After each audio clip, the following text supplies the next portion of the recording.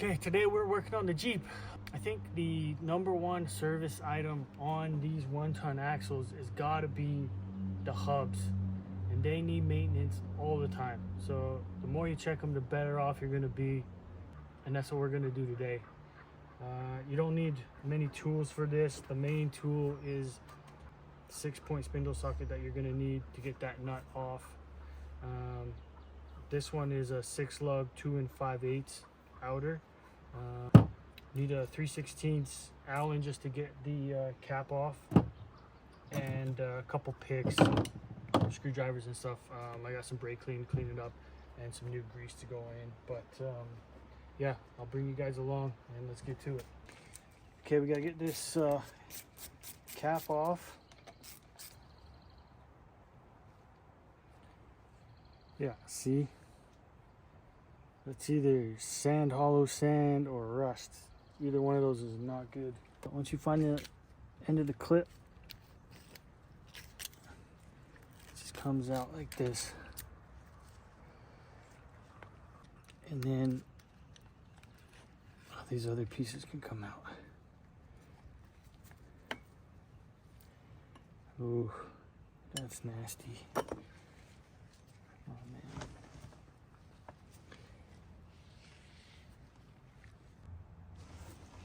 Okay, next there's another clip on the shaft.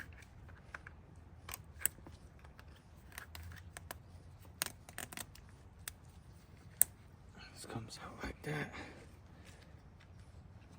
This one could be a little tricky.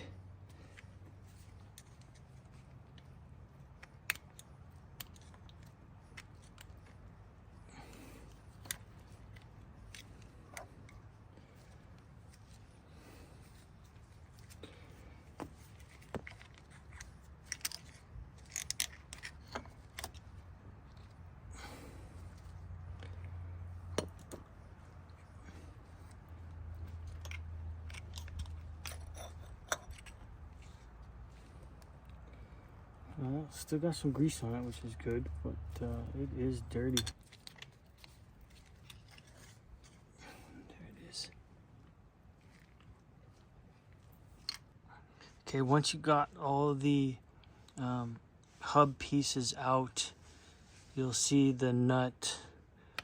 Well, there's 2 nuts that hold the bearing on, and there is a little tab that holds the nut from spinning. You just got to bend it out of the way, and then that nut should come off. Don't know why.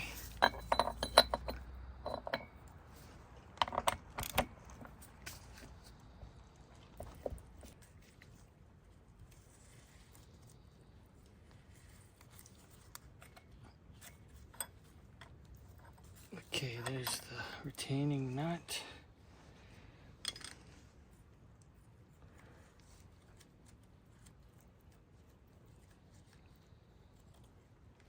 And then there's what holds the nut in place to the spindle.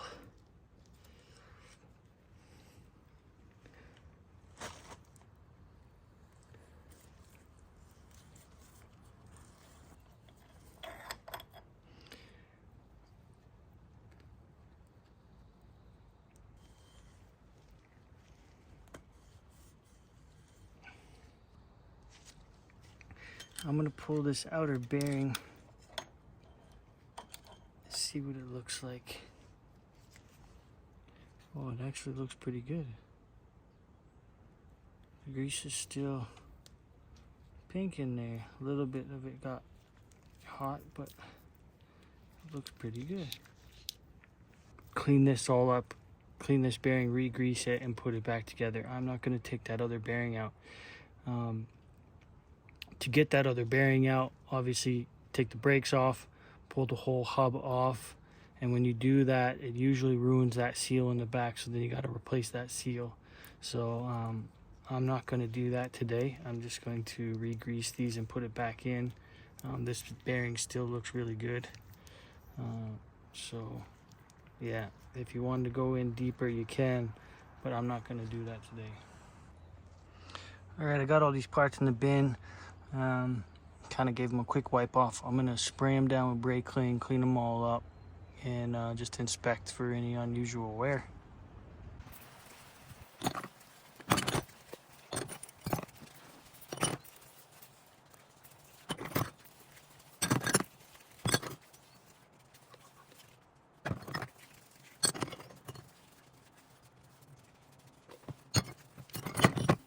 I've got all of these hub parts cleaned up, and I'll show you what I found. Everything actually looks really good. This little brass bushing, I kind of sanded it down, smoothed it out. It started to get a little burr on here from riding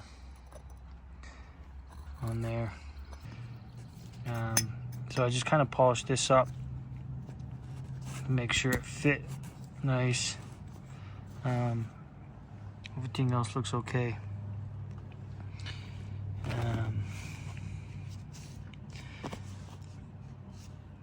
I'm going to grease these up and show you the order that it goes back together.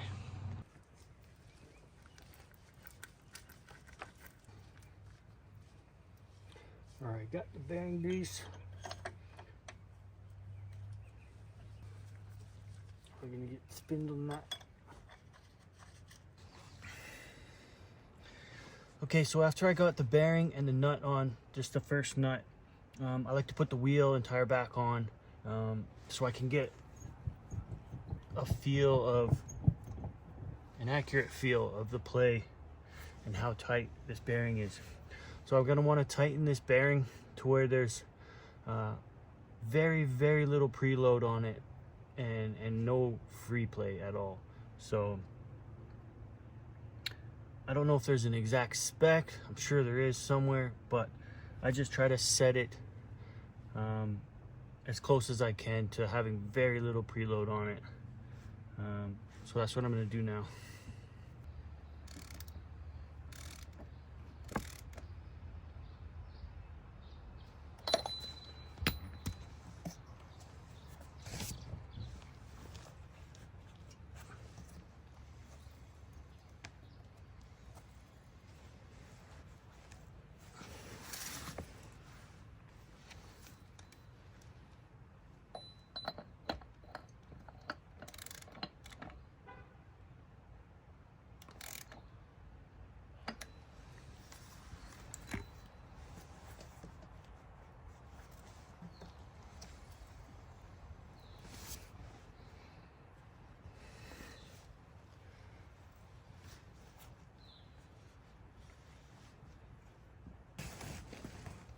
Okay, once I've got this nut set to where I like it, I put this retainer on here, and it's got a little notch here that fits into the spindle at the top,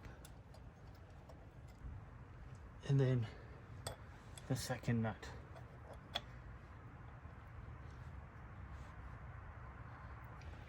So now this outer nut, I'm going to torque to about 55 foot-pounds.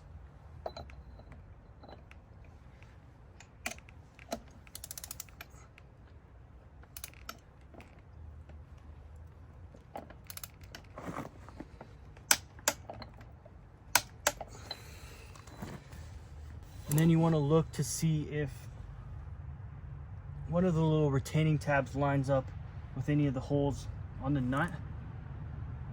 And if it doesn't, you can go just slightly more.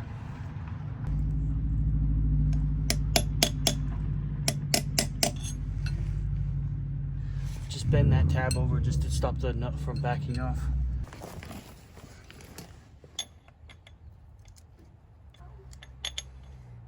Just putting a little extra grease in there. Okay, next is the spacer.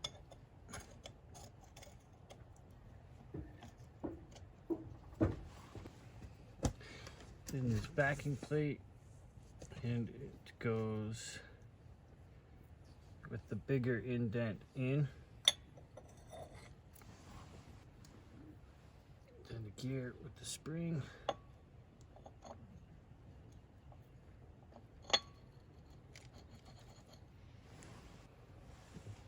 the other gear with the copper sleeve. And the spring clip.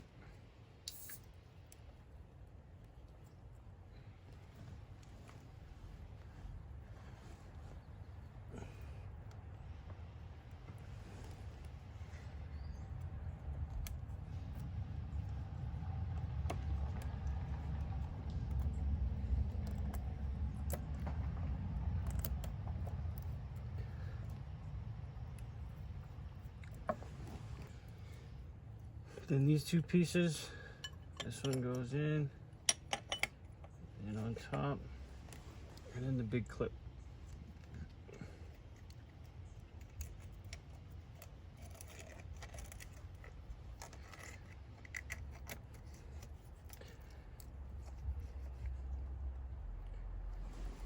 And the cap. And since this was set to lock, putting it back in the lock position. And just line up where these go.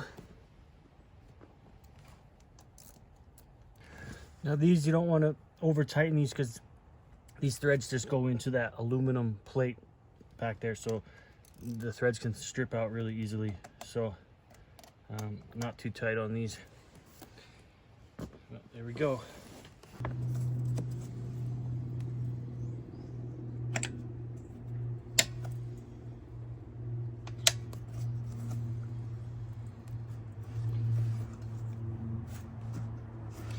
Okay, this is looking a lot better now. No more play in the bearing. Got a lot of that dirt out of there, got some fresh grease in there. It's looking a lot better now, so I'm gonna run it. I will be going back in here in about a month and replacing both of those bearings, just so I know I'm good for the next long trip down to Utah. So this is just the way that I do it. It's probably not the by the book method, but it seems to work out good for me, and I just recommend just getting in here, checking these, re-greasing them, and then you should be good to go. So appreciate you guys watching, and I'll see you next time.